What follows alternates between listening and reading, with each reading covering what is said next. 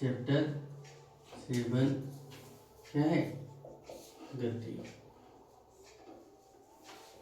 हम लोगों को देखना है आज गति का ग्राफीय प्रदर्शन। गति का क्या? ग्राफीय प्रदर्शन। इसमें बहुत सारा टॉपिक्स को देखेंगे। देखो क्या लिखा हुआ है कि एक सरल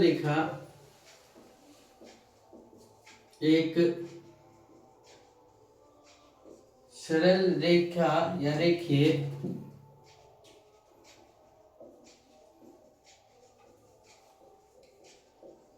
ग्राफ की सहायता से दो चर युक्त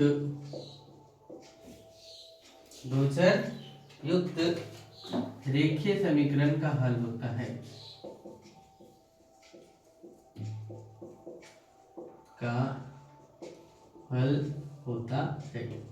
क्या लिखे देखो एक बार फिर से कि एक सरल रेखीय ग्राफ को हम लोग हल करना चाहेंगे, यानी ग्राफ बनाएंगे तो कम से कम एक एक्स वैल्यू और दूसरा क्या वाई वैल्यू, दो वैल्यू को क्या होगा, वही लिखा है कि दो चर युक्त रेखीय समीकरण का क्या होता है, हल होता है। हो सकता है कि एक्स में समय दिया हो, है ना, एक्स में क्या दिया हो, समय दिया हो, तो वाई में दूरी दिया हो।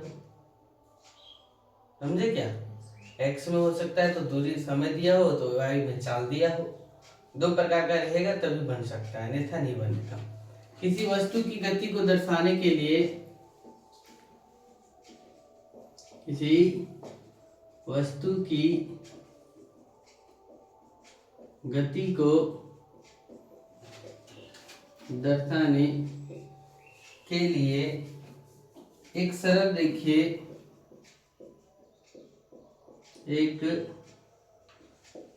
रेखीय ग्राफ की आवश्यकता होती है।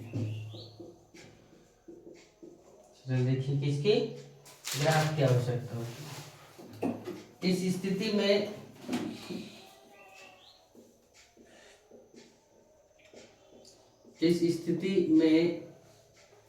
रेखा ग्राफ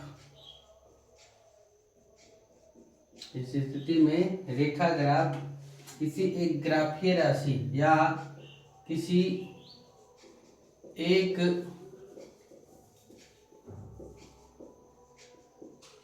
भौतिक राशि पर निर्भरता को दर्शाता है।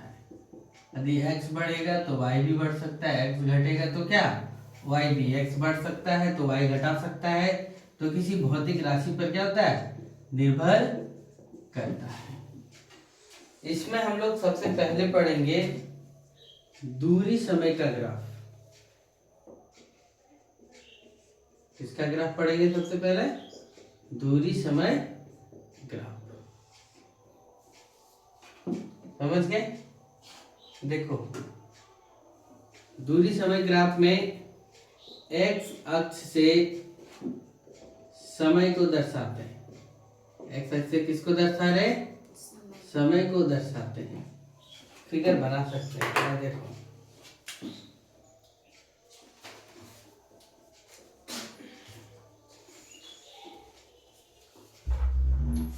इसको एक्स एक्सिस बोल सकते हैं, ये वाई एक्सिस है, ये वाई ओ डैश है, और ये क्या एक्स डैश है।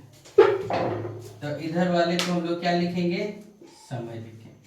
वही लिखे क्या, एक्स अक्ष से किसको दर्शा रहे? समय को दर्शा रहे। वाई अक्ष से किसको?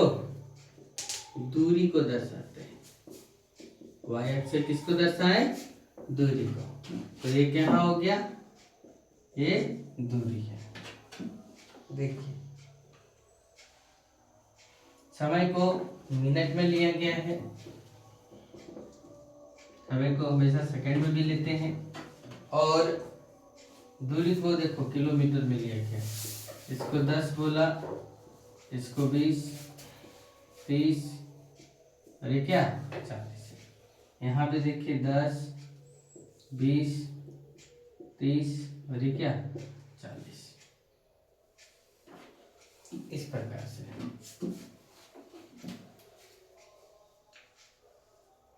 एक समान चाल से, देखो क्या लिखे थे तो ध्यान से सुनो।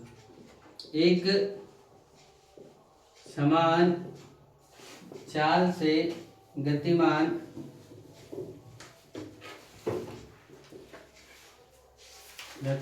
किसी वस्तु की दूरी, किसी वस्तु की दूरी को समय ग्राफ में S1 और S2 के रूप में तथा दूरी को D1 D2 1 या D2 के रूप में होता है। समझे? वही फिर लिखा है कि जब कोई वस्तु समान दूरी, समान समय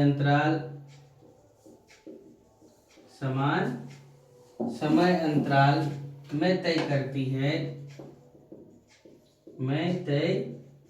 करती है तो इसकी चाल समान होती है। तो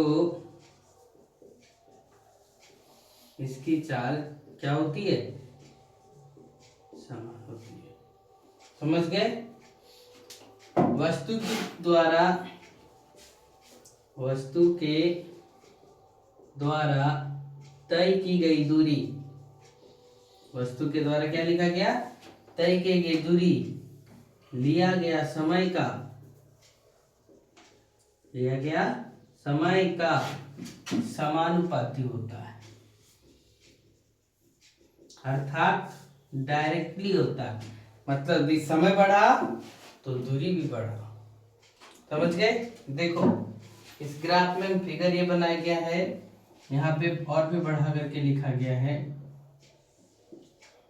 40, 50 और ये क्या 60।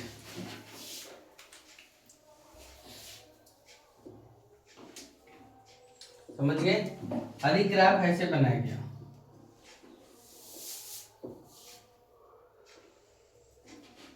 मिला कि नहीं?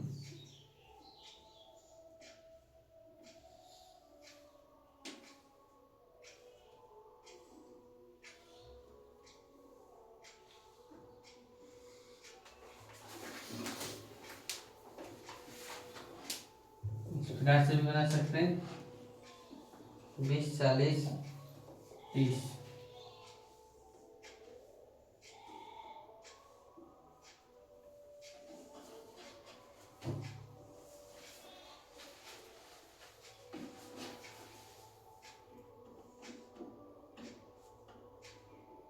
इस प्रकार का क्या होगा? एक सीधी रेखा प्राप्त होता है।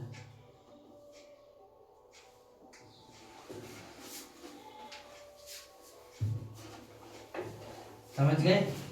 देखो क्या है इस फिगर में, कोई पॉइंट यहाँ पर ये और ये क्या है? पॉइंट बी, ए से बी, ए से क्या बी। तो कितनी चाल से चलेगा उसे यहाँ दूरी और समय देगा तो चाल को देखा जाता है। तो ध्यान से देखो, यहाँ पर पहुंचने में से क्या T1 का समय लगा, यहाँ पर पहुंचने में से कितना T2 का समय लगा। यहाँ की दूरी D1, यहाँ की दूरी कितना D2। इस प्रकार से इस ग्राफ को दर्शाया जाता है, जो क्या एक समान को बताता है। आगे हम फिर और बता रहे हैं, D2 को ना लिख करके S2 और क्या लिखा जाता है S1। यहाँ पे देखो इसे सुधार देते हैं, समय में S1 और S2 के रूप में, T1 और T2 के रूप में, ठीक है। और दूरी को क्या S1 और S2 के रूप में होता है। समझे क्या? चलिए नोट करिए यहाँ से पता चले। फिर चाल से, एक समान चाल से चल रही एक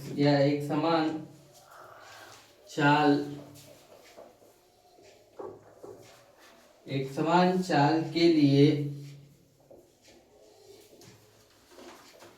के लिए समय के साथ तय की गई दूरी, समय के साथ क्या तय की गई दूरी का ग्राफ सरल होता है। का ग्राफ कैसा होता है? सरल। सरल मतलब क्या? सीधा होता है।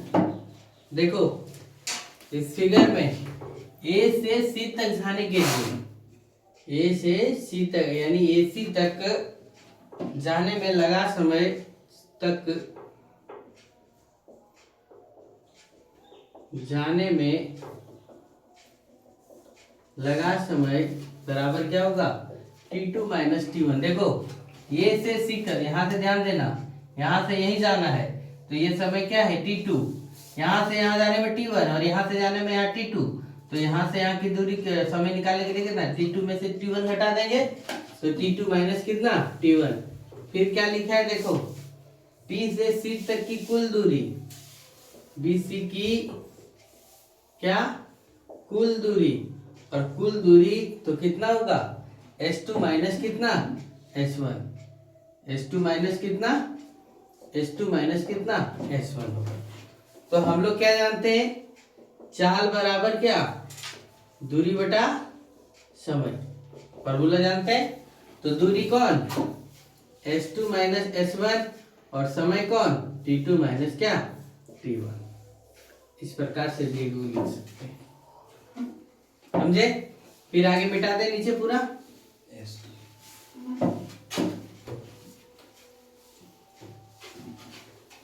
अब देखिए वेग समय ग्राफ। वेग क्या था? पहला कौन सा टॉपिक था? दूरी समय ग्राफ का। अब हम लोग किसका ग्राफ देखेंगे? वेग समय का ग्राफ। वेग समय ग्राफ। वेग क्या होता है? वेग क्या? विस्थापन बटे समय को क्या बोलते हैं हम लोग? वेग कहते हैं। एक सरल रेखा, एक सरल रेखा में चल रही वस्तु के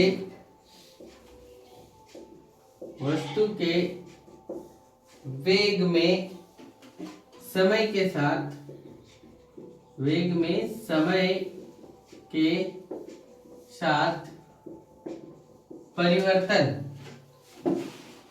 को वेग समय ग्राफ द्वारा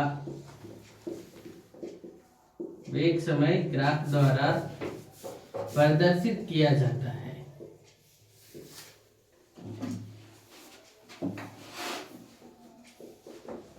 एक सरल रेखा में चल रही वस्तु के वेग में समय या वेग समय के ग्राफ, जैसे वेग में समय के साथ परिवर्तन को वेग समय ग्राफ के द्वारा क्या कर सकते हैं हम लोग? दर्शा सकते हैं। एक समान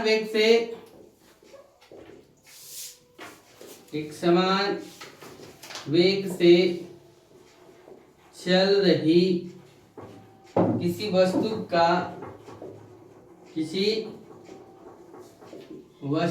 का वेग तथा समय के साथ गुणनफल, वेग तथा समय के साथ गुणनफल से क्या होता है? विस्थापन प्राप्त होता है। वेग तथा समय के गुणनफल से क्या प्राप्त होता है? विस्थापन। यानी विस्थापन बराबर हम लोग लिख सकते हैं क्या? वेग गुने कितना? समय। विस्थापन बराबर क्या लिख सकते हैं? वेग गुने क्या? समय। समझ गए? फिर आया यदि वस्तु एक समान वेग से गतिमान है, यदि वस्तु क्या है? एक समान वेग से गतिमान है तो समय के साथ है, तो समय के साथ क्या होगा, वेग समय ग्राफ की ऊंचाई, वेग समय ग्राफ की ऊंचाई में कोई परिवर्तन नहीं होगा।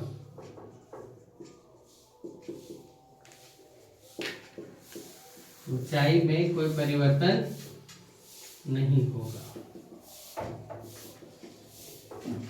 समझ रहे इस टॉपिक से। फिर आगे 4-5 को क्वेश्चन दिए हुए, उस क्वेश्चन को क्या करेंगे आप नोट कर लेंगे।